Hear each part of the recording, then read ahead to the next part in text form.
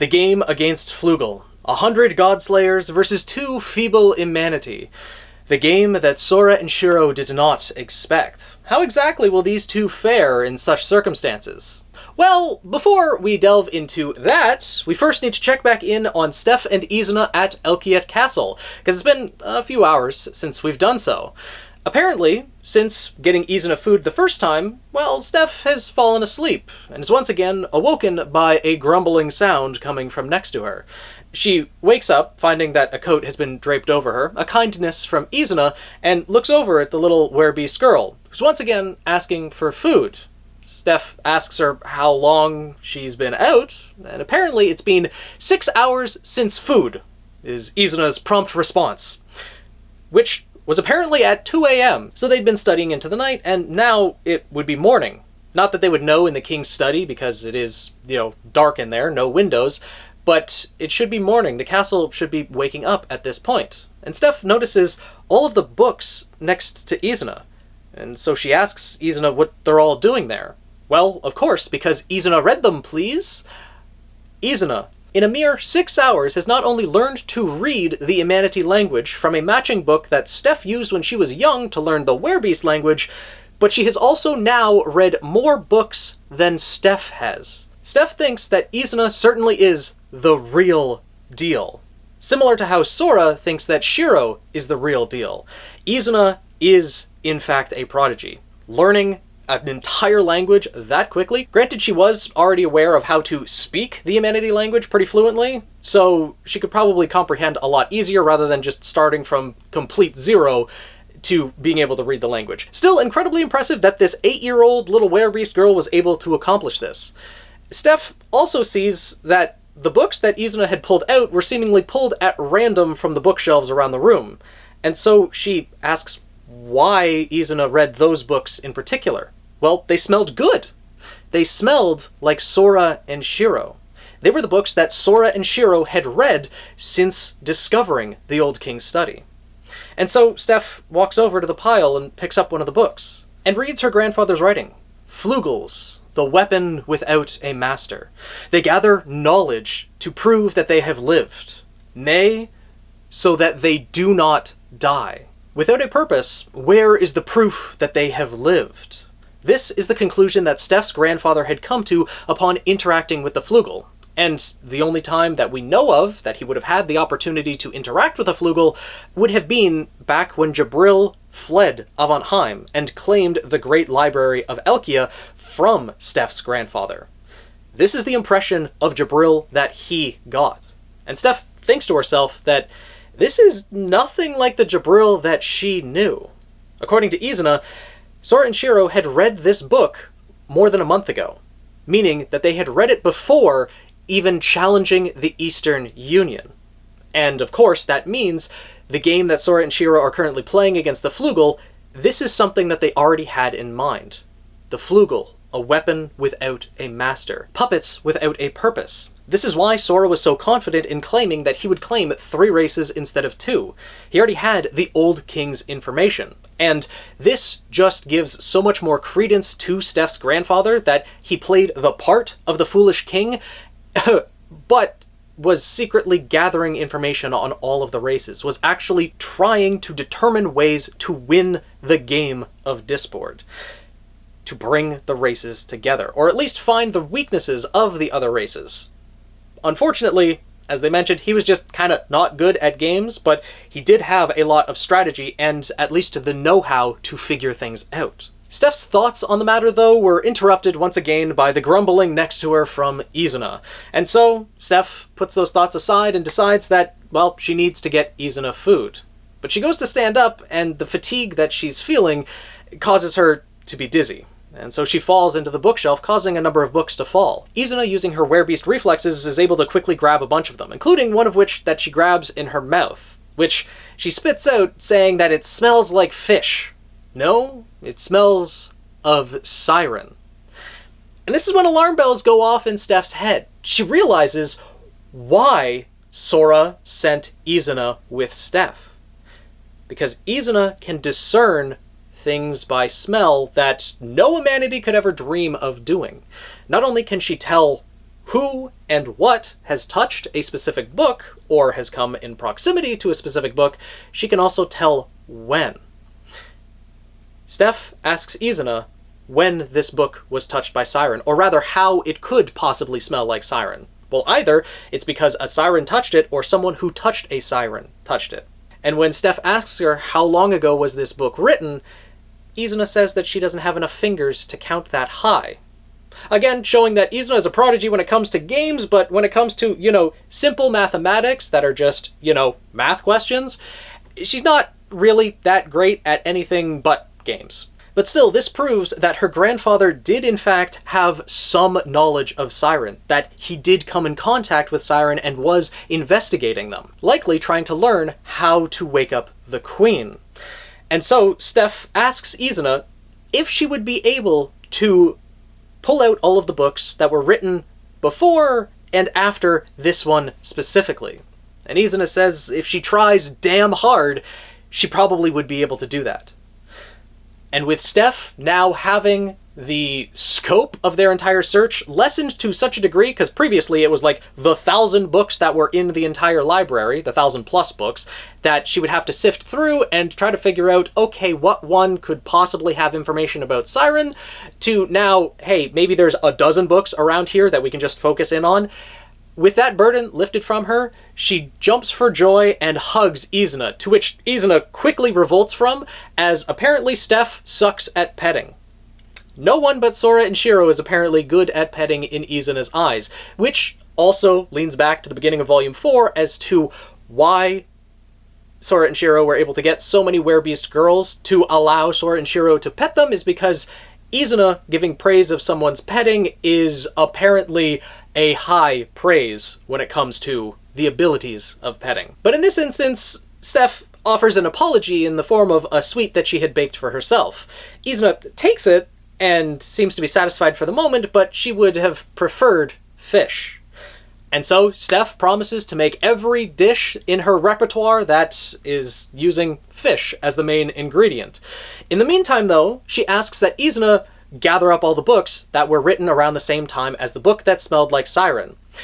And so Steph goes to leave the study, and before she can so much as take a single step, she hears something break behind her. That something was the sound barrier. As she turns around to see a mere 8-year-old werebeast girl stained scarlet, about a dozen books scattered beneath her. Izuna indeed had tried damn hard and had gathered all those books. And now, Steph was looking at a blood-broken werebeast who was staring back at her with hunger in her eyes and drool dripping from her mouth. So Steph decided to buy a little bit of time, because, well, she needed to go do some shopping, and so she invited Izuna along to help her with that. And this is where we leave off the Elkia Castle portion of this chapter. The interactions between Steph and Izuna, although they are brief, they are very important and relevant, not only showing the knowledge that the Old King had, but also showing the reliability of Izuna, why Steph and Izuna are working together, not just to give Izuna something to do, but the fact that she's actually useful, able to use her senses to determine which books are the most likely to have the information about Siren. And she probably did have to use her blood break to be able to discern such minute smells as to, okay, figure out, yeah, this book was written 11 years ago, or whatever time frame it was. That's the one that smelled like Siren. And then be able to smell the old man smell of the old king and be like, okay, this one was 11 years ago, this one was 11 years ago and 1 month, this one was 11 years ago and 2 months, etc., to figure out the books that were in that exact time frame.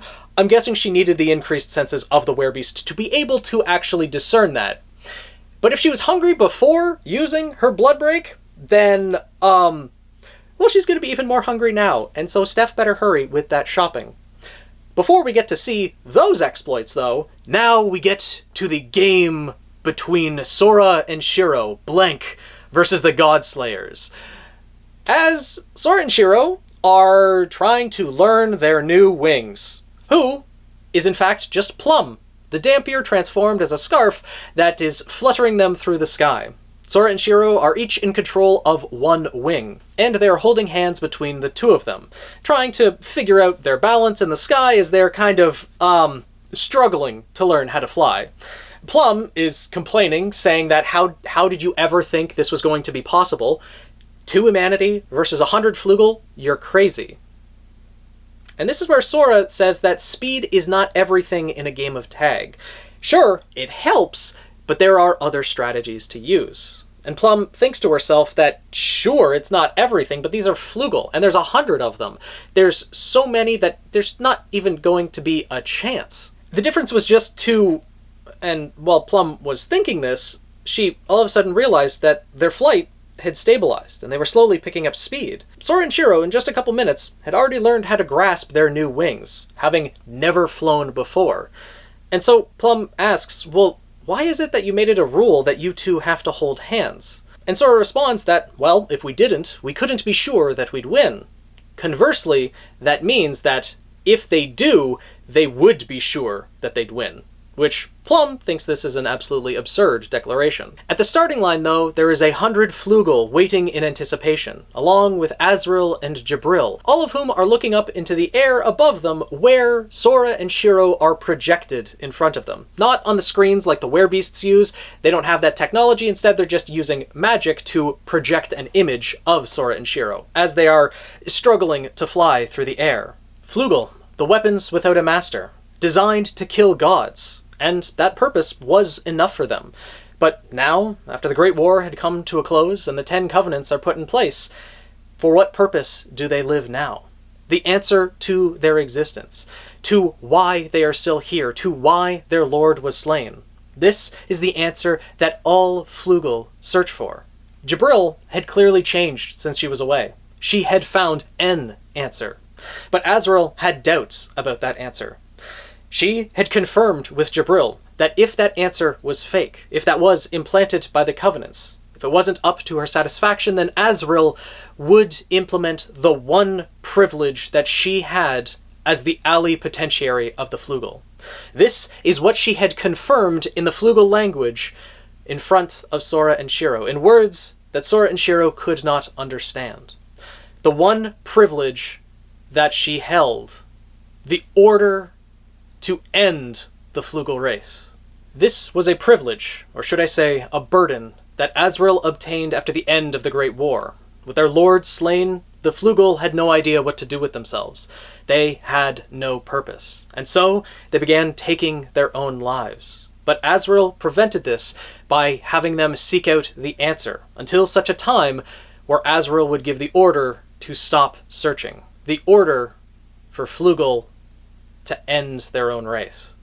This is a heavy realization, and right out of the gate it raises the stakes of this game that Sora and Shiro are playing to astronomical levels. Not only are the two humanity playing to get the information that they want to help beat the game of Siren, and thus save Siren and Dampier from extinction, this has also become a game to save Flugel from extinction as well. Azrael thinks that if anyone could find the answer, it would be Jibril, that she's special.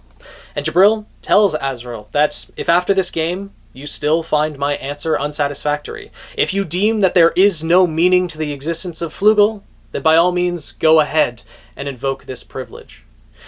At this, all of the Flugel present, all 100, had been listening to this exchange between Azrael and Jibril, and they were excited. The anticipation was building. Not because they were afraid of death or anything like that. They were weapons of war. That's not an emotion they had. But rather, the idea of change. That the status quo would shift. This alone was enough to excite them. All of the Flugel there understood what this meant, and were excited in response. All but one. Azrael, still sitting there with her chin in her hand, looking bored, just couldn't get it. Jibril thinks to herself that before meeting her masters, she was probably the same as Azrael, simply turning the unknown into the known, and that was enough for her. She just happened to be a bit more aggressive in her pursuits than others. But after meeting her masters, having all of the information that she had gained over thousands of years upended in a single moment by beings who were barely more than a decade old themselves, was something that she could never have expected. The feeling of having the known be turned into the unknown. To Jibril, this was exhilarating. But to Azrael, what could that be except terrifying? She had no idea what that meant.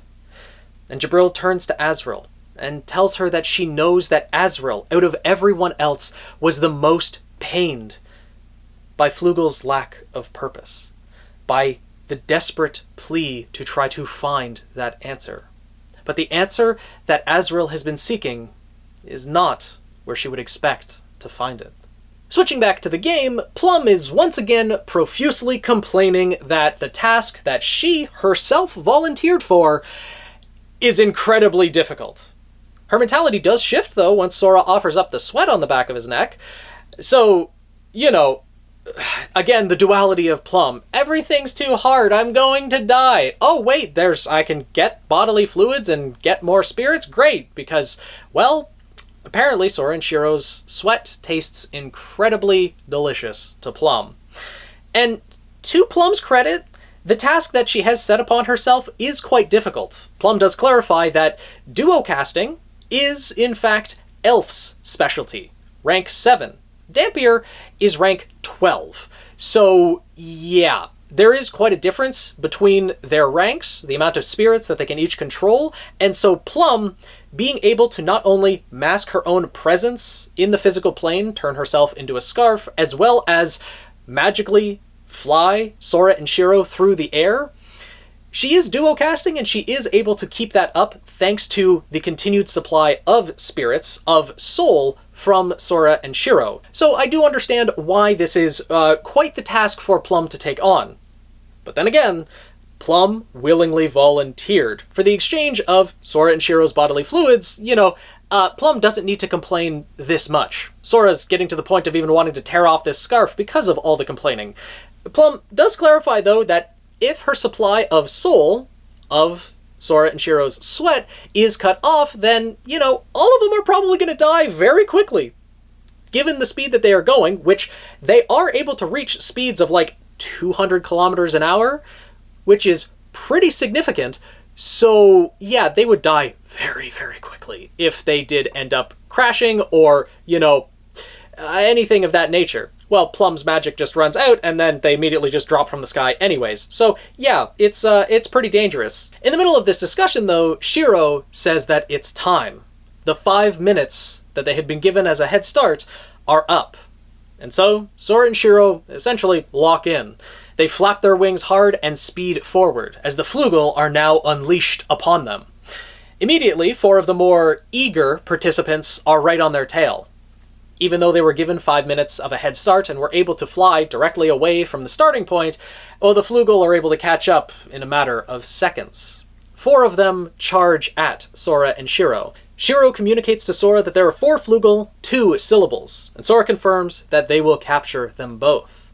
And so, just as the first 2 Flugel are about to grab Sora and Shiro, they do a barrel roll and immediately evade their pursuers. And while doing so, as they get behind them, they are able to touch the 2 symbols and gain the syllables. If you remember, there are 46 syllables spread across the 100 Flugel that are present. Syllables that Sora and Shiro can use to form words in the game and have effects manifested into reality. So that, they can help them in the game, because they are against 100 Flugel. And they've captured 2 syllables already. The next 2 Flugel that came after them, they did the exact same thing. A barrel roll to evade the oncoming pursuers. Plum has no knowledge of what a barrel roll is, nor do any of the Flugel. In their perspective, it just seems like Sora and Shiro disappeared from right in front of them. But Sora simply explains that a barrel roll is used to evade a pursuer that is faster than you are. Because they're coming in directly behind you, and you just twist out of the way, they're still going forward because their momentum is just going to continue carrying them that way, and Sora and Shiro can just veer off on their own, darting between the cubes of Avantheim. Jibril, now alone at the starting line with Azrael, is watching her masters in awe. Not only the fact that Shiro had memorized which Flugel possessed all 46 of the syllables, but also where on their body, how quickly they were able to learn how to fly, and most notably, how effortlessly they were able to fly through the landscape of Avantheim, as if it was the back of their hand. Jibril watching her masters fly through her home as if it was theirs. This brought Jibril so much joy. But it was still beyond her comprehension how Sora and Shiro were capable of doing this. Sure, Shiro had looked at the map briefly before starting the game, but that doesn't explain how Sora and Shiro are not only able to maneuver between the cubes, but also find tiny gaps between the cubes that they can dart in between and maneuver around seemingly effortlessly. Jibril doubted every conclusion that she came to. This again just goes to show how Sora and Shiro are turning what Jibril thinks she knows into the unknown, something that she finds incredibly exciting. And in fact, the only person who really could kind of grasp what Sora and Shiro are actually doing in this game was the one who is flying with them. Or the one, I guess, causing them to fly. That being Plum. Because as Plum is watching Sora and Shiro dart between the cubes, she realizes that with them holding hands, their fingers are finally moving. They are communicating with each other without using words, which makes sense given that if you are just communicating through speech, not only is that slower, but then the Flugel could overhear and then your strategies could be undone. And so it's through this communication that they explained to each other how to accommodate their balance when flying, how to learn how to fly, and also how Shiro is directing them through the cubes. Because, and Plum, this is a hypothetical that Plum is thinking, but likely it is the actual explanation of how they are actually flying in between, small cracks between the cubes, barely big enough for a single person, is because Shiro has mentally calculated that all of the cubes in Avantheim are uniform, meaning that they're all the same size. And so by doing the mental math of all of the different cubes, how they are, slightly offset from one another, she can determine and calculate where there would be gaps between the cubes that they could fit into and be able to maneuver between to outmaneuver their opponents. In other words, math that no human would possibly be capable of in that short of time frame. And just mental math at that. Shiro, human supercomputer, for sure. And next, as they darted out from one of the gaps that they had been flying in, they were cornered by 4 Flugel on either side, a pincer attack. And as the Flugel charged in, the 2 syllables that Sora and Shiro had already claimed allowed them to form a word. And they yelled out the word hollow, which the words manifest based on their intentions of the word. So when they yell out the word hollow, it creates a hole in space, causing the 4 Flugel on either side of them to simply pass straight through. And now, with the Flugel's backs turned, Sora and Shiro are able to claim the symbols on these Flugel. How many symbols did these 8 Flugel have? Well, every single one of them had a symbol. Plum realizes that Sora and Shiro had intentionally drawn in only Flugel that had symbols. And so Sora and Shiro are able to claim 8 syllables in one go, quickly darting back in between the cubes after doing so, leaving the Flugel completely dumbfounded as to what happened. Shiro then says that there's another 12 Flugel approaching from above, 5 syllables, and says that it's risky. Sora acknowledges the risk and they dart forward. Unfortunately, with this maneuvering though, something unexpected happens.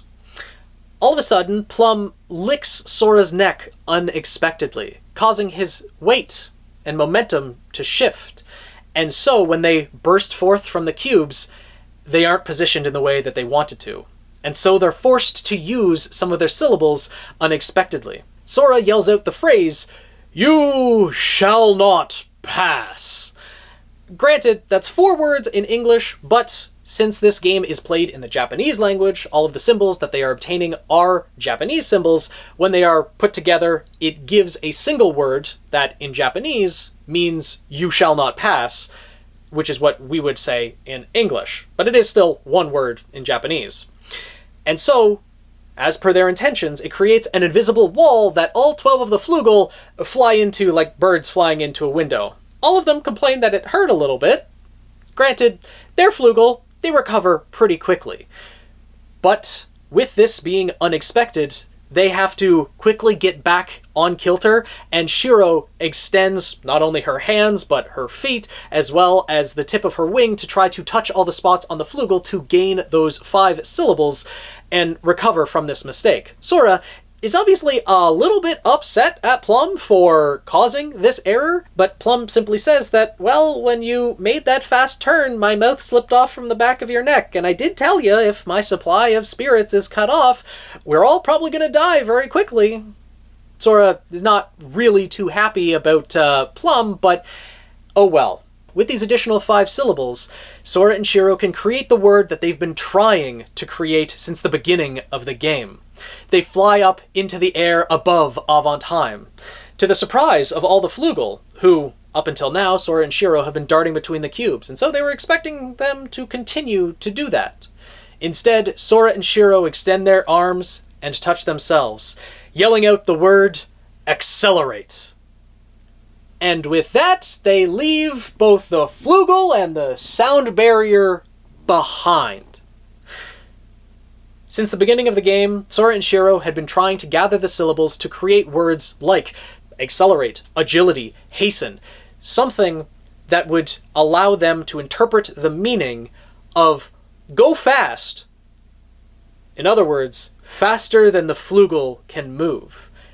They are outstripping the Flugel, who approach the limits of what's physically possible in speed. And now they are faster than anyone who can catch them.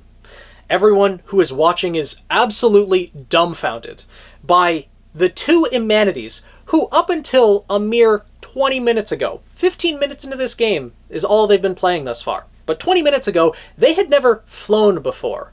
And now, these 2 feeble Imanities had outstripped the Flugel in physical capabilities. Without the speed, Sora and Shiro knew that they couldn't win.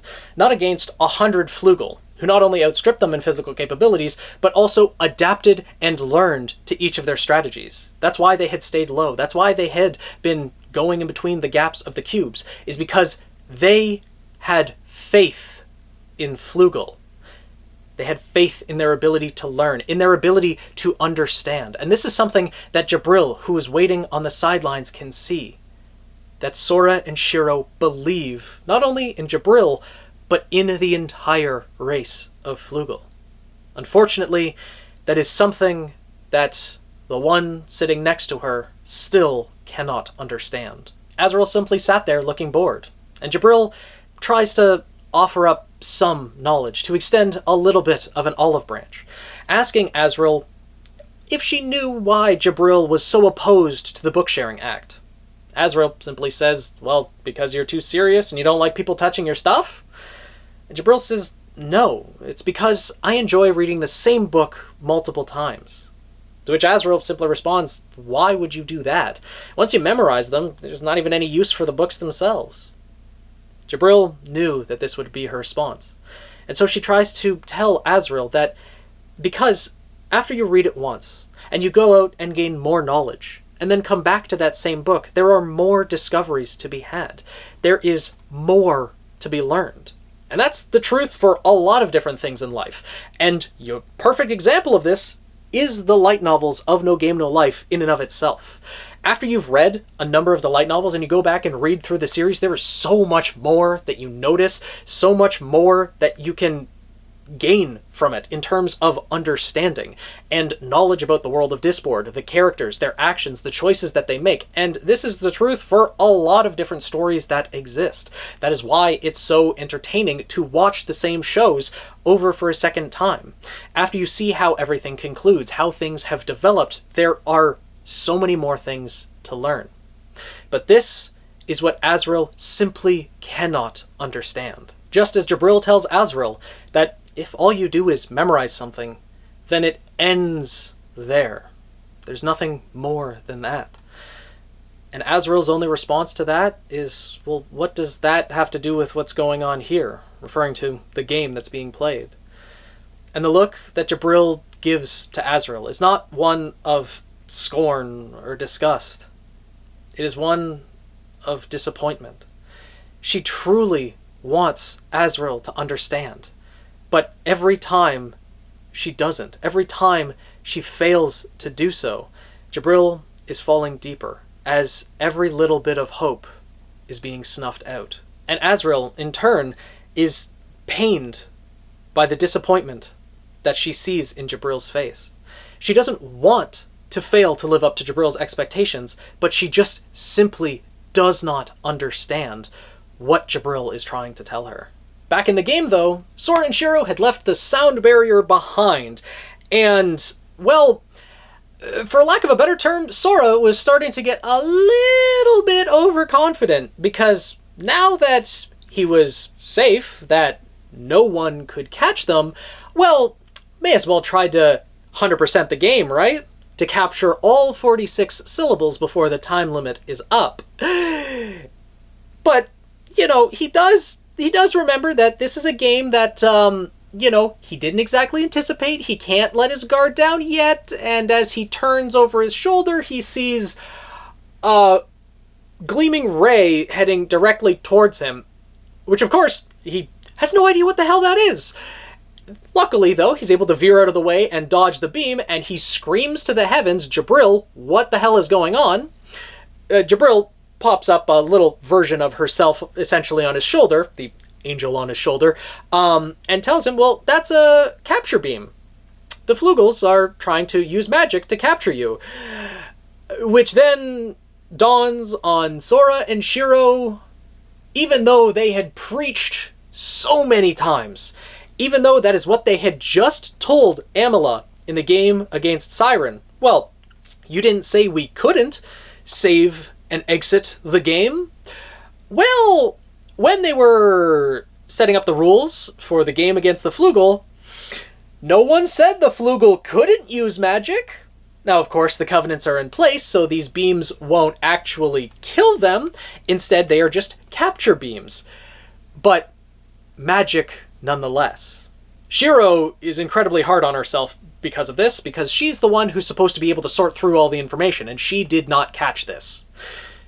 Sora and Shiro were caught unawares. They had made a mistake. Sora does try to ask what the limits of this are, like asking Jibril how many beams can a Flugel fire, and she says, well, they could fire 6 of them. He's like, okay, well, 6 is their limit. We can work with that. Oh, no, Master. They can fire 6 at a time. There's no limit.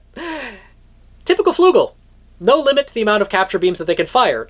100 Flugel, 6 capture beams each. That's relatively simple math. And, well, they're also homing as well. They don't just go in a straight line. So Sora and Shiro have their work cut out for them. But if what Jibril says is true, that they are homing, then they can at least work this to their advantage, drawing in the capture beams until the very last moment, until they veer out of the way, causing the capture beams to crash and explode into the cubes next to them. They're able to do this a couple of times before darting back into one of the small gaps between the cubes. They were able to escape, but needless to say, they're kind of panicking right now. And as they're sifting through the syllables that they have swirling around their arms, only one word comes to Shiro's mind. The word defeat. She apologizes to Sora immediately after thinking that because, you know, blank does not lose, but still, the first time that the instance of defeat has crossed Shiro's mind. Sora tries to rack his brain trying to figure out some way to turn this situation around, and well, he figured out something as he turns to Shiro and tells her to go straight up. Shiro, obviously a little bit panicked, not understanding what Sora means, but she has faith in her brother and does so. They both flap their wings and soar upwards. As they climb out of the gap, they see all of the Flugel around them, their feet planted firmly on the cubes. They cannot fire the capture beams while they are flying. And that is something that Sora expected. And so Sora touches the cube next to him and creates another word using the syllables that he has, exclaiming the word rotate. And at that exclamation, the entirety of Avant-Heim switches horizontally. The entire world shifts. And in doing so, everything, who was touching Avontheim would have their places swapped. Like the Flugel, like Sora and Shiro. Anything in the air would stay where it is, like the tractor beams. So essentially what Sora was able to do was to rotate his own position with the positions of the Flugel, meaning that he had to rotate Avontheim at exactly the right point to be able to have the tractor beams, now instead of targeting Sora and Shiro, essentially be returned to sender. They're going right back towards the Flugel that launched them in the first place.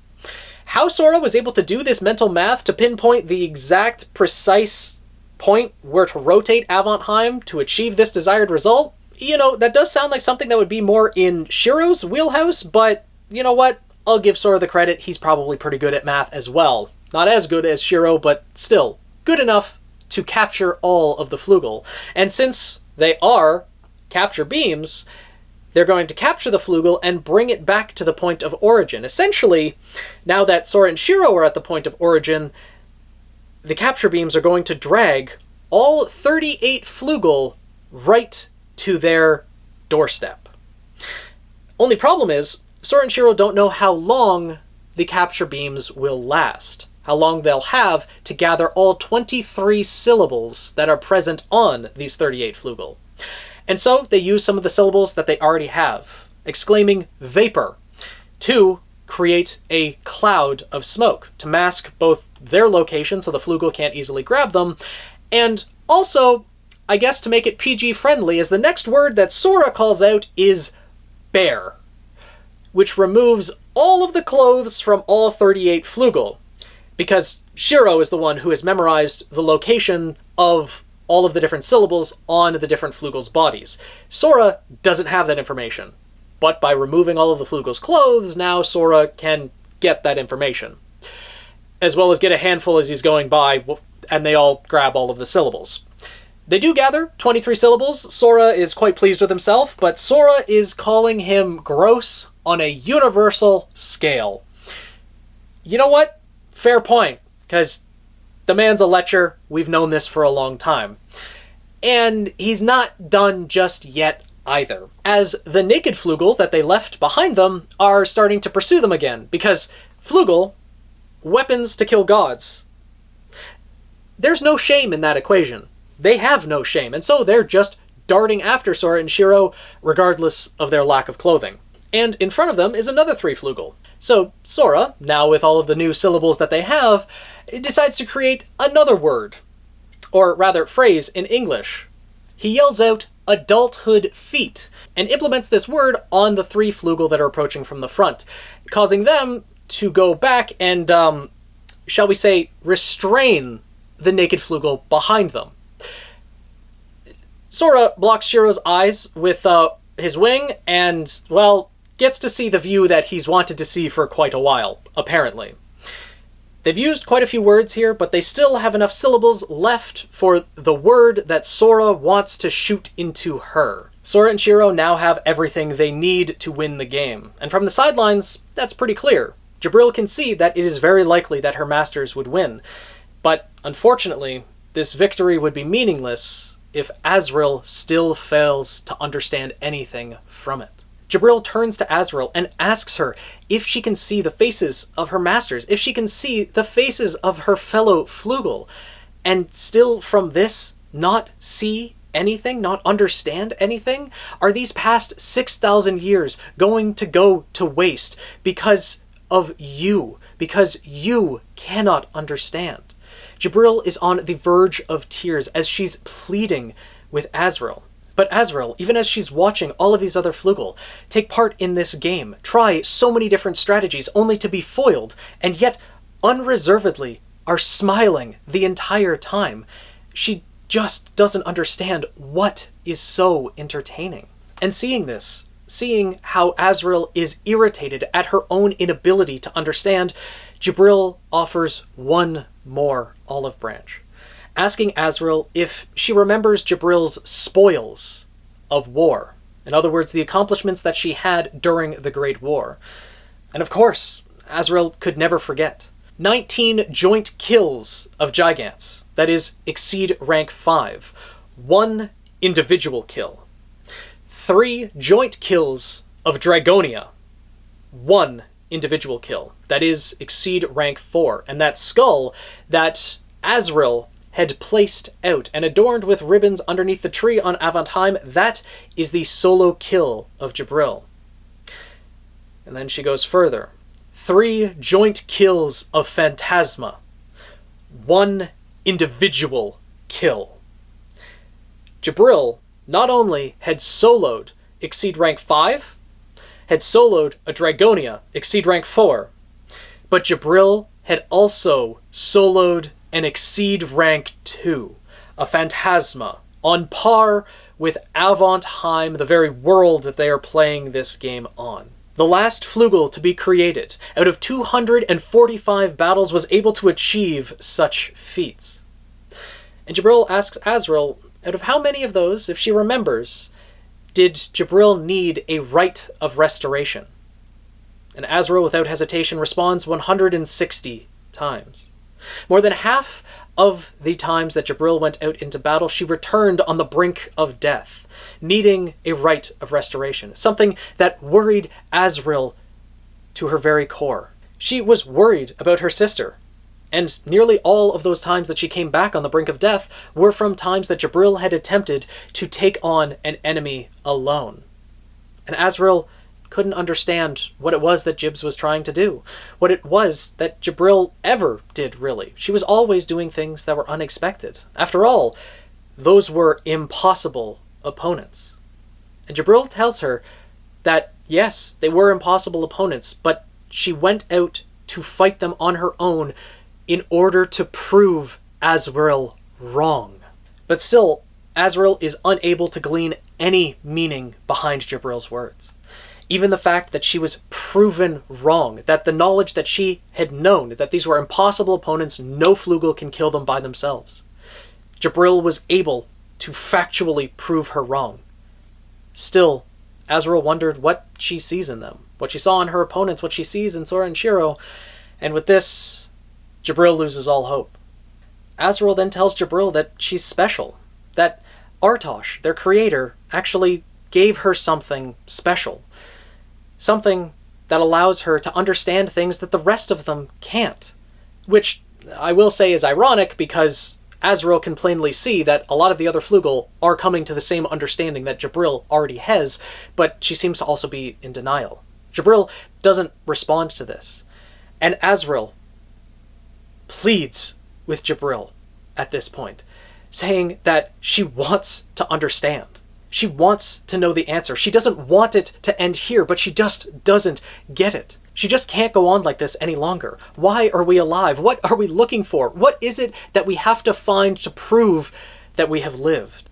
And with this, Jibril turned to Azrael and steeled herself for what she needed to say the words that her masters would have said. And so you use your limits as an excuse to use me. We who had survived had lost, and we've lived as losers for 6,000 years. From the fact that you have learned nothing from that speaks to your immeasurable indolence. And then Jibril put everything that she had learned from her masters together into one final thing. And for the first time in Jibril's 6,000 plus year life, she bluffed. So feeble-minded are you that I can only despise you from the bottom of my heart, you heap of trash. She says this directly to Azrael. This is not what Jibril actually thinks, but to Azrael it comes across that way.